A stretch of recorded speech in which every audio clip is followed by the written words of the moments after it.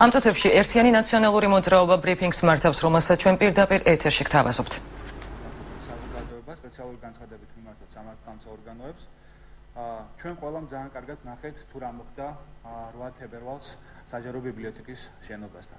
როდესაც საქართველოს პრეზიდენტი საქართველოს პარლამენტის წევრების კონსტიტუციური უფლებამოსილების განხორციელებას მართლმა პოლიტიკურმა ძალამ დაუპირისპირა კრიმინალების მიერ ორგანიზებული თავდასხმა და ძალადობა და პრაქტიკულად კანონმდებლობის ძალიან ბევრი ნორმებითნა დარღვეული მოხდა პარლამენტის წევრებზე, რიგით მოქალაქეებზე ძალადობის განხორციელება. ნაცვლად იმის ნაცვლად რომ გამოიხატოს სურვილი სამართალდამცავი ორგანოების მხრიდან ამ საქმის ობიექტური გამოძიების და თანამშრომლობის დღეიდან დაიწყო საქართველოს პარლამენტის წევრებზე, უმცირესობის პარლამენტის წევრებზე და იმ დაზარალებულ მოქალაქეებზე, ვინც აი ამ ძალადობის აქტების შედეგად მიიღეს კონკრეტული ზიანი, დაიწყო ამ მოქალაქეების წინააღმდეგ მუქარის წერილების დაგზავნა პოლიციის მიერ.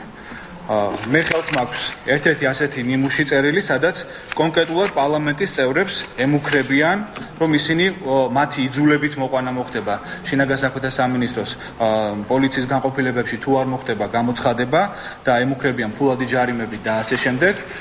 რაც ბუნებრივი აღშფოთებას იწვევს ჩვენს აღშფოთებას იმდენად რამდენადაც რომ ნაცვლად იმისა რომ ობიექტურად იქნეს წარმართული გამოძიება რეალურად იმ ადამიანებს ვინც კონკრეტული ზიანი მიიღო ფიზიკური ძალადობა განხორციელა მათზე მოხდება ეხლა პოლიციაში დაბარება და მუქარის წერილების დაგზავნა. ჩვენ კიდევ ერთხელ გვინდა გამაცხადოთ რომ 8 თებერვლის ღონისძიების და ძალადობის დამკვეთების უშუალო შემსრულებლების გამოვლენა არის ჩვენს პირად ინტერესებში და ჩვენ მზად ვართ ნებისმიერ დროს მივცეთ კონკრეტული ინფორმაცია თუ რა ხდებოდა 8 თებერვალს, ვინ ახორციელებდა ძალადობას, ვინ იყო კონკრეტულად ორგანიზატორი და ასე შემდეგ.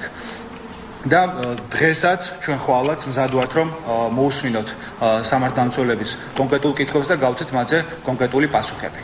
და კიდევ ერთხელ ვიტოვებთ უფლებას იმისა, რომ მოვთხოვოთ მათ უფრო მეტი თანამშრომლობა, უფრო მეტი კონსტრუქციულობა და შერჩევითი სამართალი არ უნდა ხორციელდებოდეს ამ ქვეყანაში იმდენად რამდენადაც კონკრეტულ ამ ფაქტთან მიმართებაშიც შერჩევითი სამართლის კონკრეტული ფაქტები უკვე სახეზია მე გუშინდელი და გუშინდელი გადაწყვეტილებების შევახსენებ საზოგადოებას.